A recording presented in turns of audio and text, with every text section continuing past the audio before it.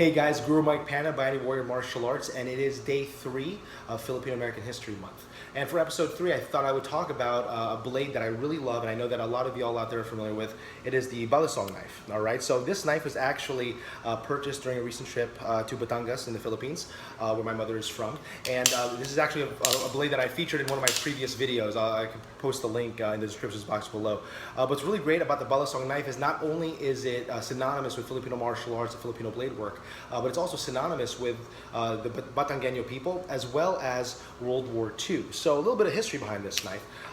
Yes, it is a Filipino invention, but it really does come from somewhat of an American influence.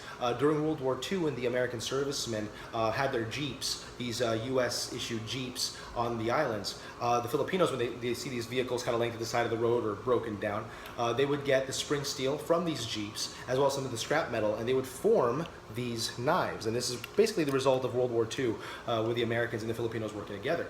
So this blade is a very unique blade. I know a lot of people are really familiar with the flipping, and I'm honestly not the best person when it comes to the knife flipping stuff. I enjoy it, but it's not my forte. But it is definitely a lot of fun. My father used to say this was the equivalent of a Xbox back in his day. But what's really cool about this knife is not only is it very beautiful to watch when you're watching the flipping motions, but in reality it's actually very deadly. Okay, now why is that? So let's look at the construction of this. While this may look very flimsy because of the fact that it can flip in a million different directions, once it is locked in this position with this little handle here, the name escapes me, forgive me, but once it is locked in this position, it is essentially strong. Okay, it's very, very strong. It feels almost like a fixed blade. Now the reason why is because you have 2 points, these 2 fulcrums right here in the middle, and basically what's happening is if you put weight on the back side of the blade, all right, here, this particular pin on the bottom takes the weight. If I'm cutting or putting any pressure on the edge over here, the rear pin takes the weight. So basically you have 2 points of strength as opposed to just 1. So if you're carrying like a standard folding knife, it really only has 1 point of where it flips and bends.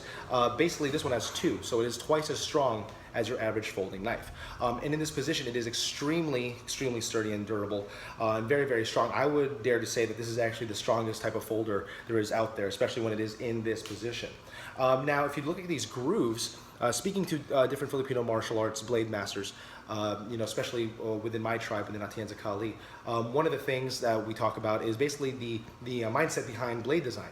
Now these handles were very good for collecting the blood on these blades when it came to using them. So as soon as they were put to use, they would be flipped closed, and basically they would protect the user's hands from the enemy's blood. So instead of wiping their hands or wiping the blade off, it would kind of fall into this little handle, basically, this little blood carrier.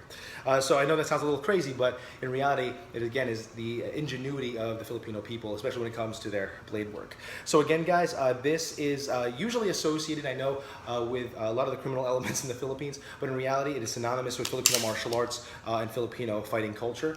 So if you guys can get your hand on one of these, I highly recommend you do so. If you guys are able to learn how to flip one of these, please do so safely. There's a lot of really great Balisong trainers out on the market. All right, guys, this is day 3 of Filipino-American History Month. I look forward to seeing you on the 4th day. Take care, God bless, and happy Filipino-American History Month.